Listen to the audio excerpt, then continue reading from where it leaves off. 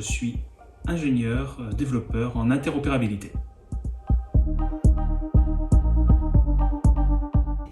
L'interopérabilité, ça consiste à concevoir et à réaliser tous les échanges qu'il peut y avoir dans un système d'information ou plusieurs systèmes d'information. Il y a deux missions essentiellement. La première, c'est la mise en place des EAI, donc du gestionnaire de flux, et vérifier qu'il fonctionne bien dans la vie de tous les jours. Et la deuxième, c'est le développement de demi-connecteurs. Donc en fait, ça va être des petits programmes qui vont recevoir les messages et qui vont permettre à une application donnée de savoir ce qu'elle doit en faire. Ce que j'aime beaucoup dans ce travail, c'est d'une part la grande diversité. Une diversité fonctionnelle, on est susceptible de travailler avec beaucoup de métiers différents. Et diversité technique, on est amené à travailler avec pas mal de technologies différentes et je trouve ça très intéressant d'un point de vue personnel puisque ça permet de voir beaucoup de choses. Et la deuxième chose qui est assez agréable, c'est qu'on travaille avec beaucoup de monde au final puisqu'on est un peu au milieu de tout le monde.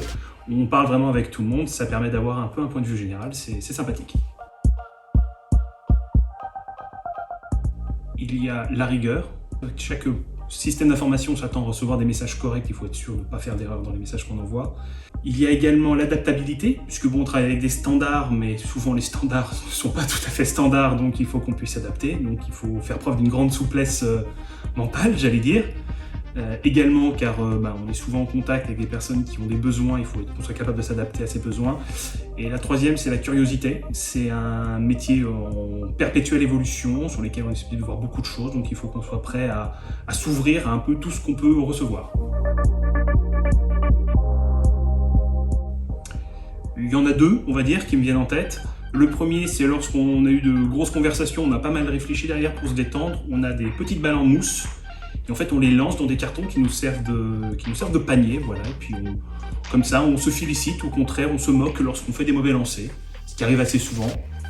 Et la deuxième, c'est lorsqu'on a des occasions à fêter, un départ en vacances, un anniversaire, où on va le vendredi boire un petit coup, sur la pause repas, bien entendu, voilà, avec éventuellement d'autres équipes.